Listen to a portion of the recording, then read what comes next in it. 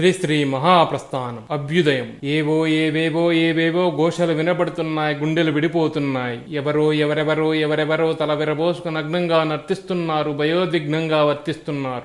అవిగవిగో ఇంకినా తెగిపోయినా మరణించిన క్రొన్నెత్తురు విపంచకులు యువయోధులు.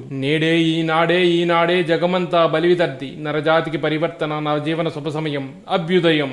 శ్రీ మహాప్రస్థానం అభ్యుదయం.